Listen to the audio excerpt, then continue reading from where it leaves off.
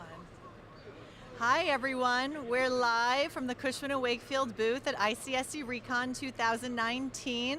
Lots of action going on today at the Cushman & Wakefield booth. If you're at the convention center, please stop down and visit us. We're at booth C1339. I'm Alana Leffler and lead our retail marketing for America's Retail Services platform. And with me this afternoon is Hugo Gilbert, Director of Retail Services for Washington, D.C. Hi, Hugo. Hi, Alana. How are you? I'm excellent. How are you? Great. Thanks for having me. Yeah. How is the conference going for you so far? Good. It's nice and busy. Seems like a lot of people here. Booth looks great, so well done to you guys. Thank you. And there's lots of new things going on this year. We have the Innovation Exchange, which ICSC started last year. They have grown it to be bigger and better with new technology companies in retail. There's a Health and Wellness Pavilion, which has a whole bunch of different healthcare providers and how they integrate with retail. And then they also have a Retail in Focus that talks about emerging brands and has them featured in the space as well. So a lot of really cool things happening this year. A lot of areas where they've expanded. But let's talk about Washington, D.C. What are the trends that you're seeing in retail right now? DC is a market where we're really experiencing a lot of new development, a lot of emerging markets. I think really that's been the big storyline over the past 10 years in Washington is, traditionally 20 years ago or so, it was really, 3 or 4 retail submarkets, and now, it's more than double that number. So ultimately, I think as you see nationally as well, landlords more and more appreciate retail these days, and that certainly applies to DC, especially with the sort of the competitive situation where, all these landlords and all this new development is really spurring, the amenitization of these buildings, and it's definitely, a tenant's market, but ultimately got a lot of good stuff going on.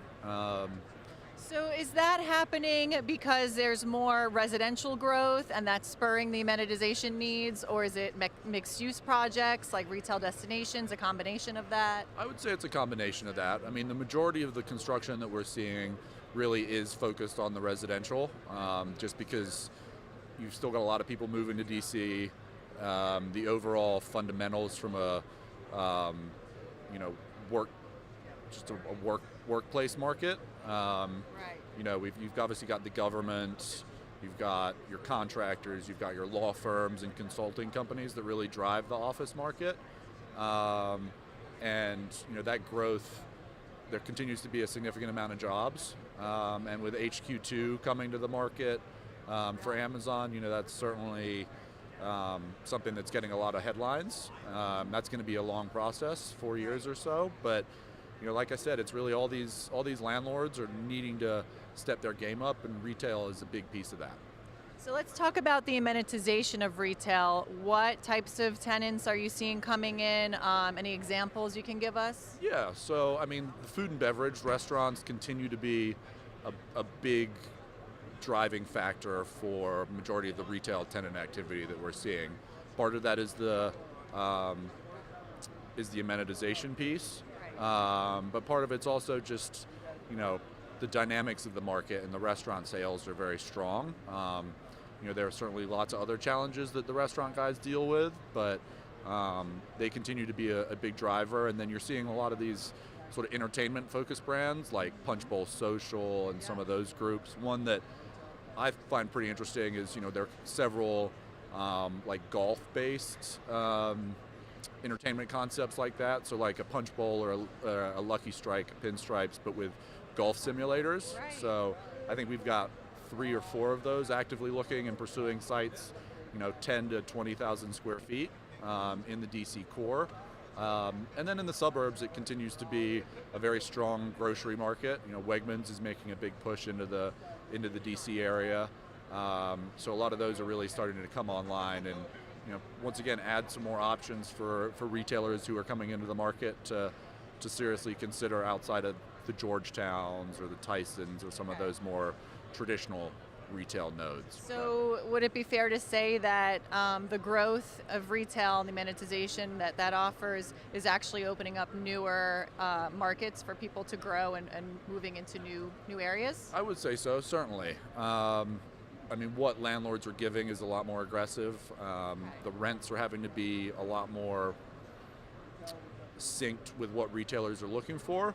But also on the flip side, I think this is something that, talking to my colleagues in other markets, we're continuing to see this as well, is the fact that retailers are very discerning in their site requirements. It's almost like the overall rollout strategies aren't something that we see very often now, where it's like we need this many stores in 2019 and 2020. It's more, this is what we want, Right. bring it to us if you find it, and we'll go after it quickly, but it's not something that a lot of retailers necessarily have to have.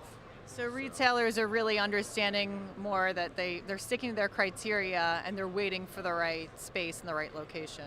For sure. And landlords more and more in the DC market are getting savvy to that, and the ones that we're seeing be successful are the ones that, understand it's a bigger piece of the picture than just the straight up economics of the deal. So. Interesting. And what types of concessions are they offering as they're starting to make these deals and trying to make sure they get the right tenant for the space? A big piece of it is the TIs that you're seeing.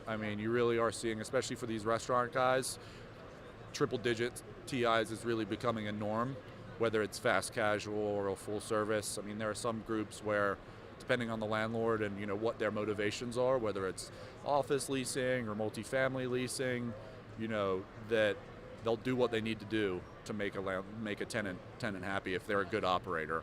And even then, they're being understanding that, look, there's a significant risk to getting a good retail tenant or a good food tenant into your building, and that's just something that more and more landlords are starting to get comfortable with doing. Yep. So. Well, great. Well, thank you so much for being with us. Thank you guys for tuning in. I'm Alana Leffler, and that's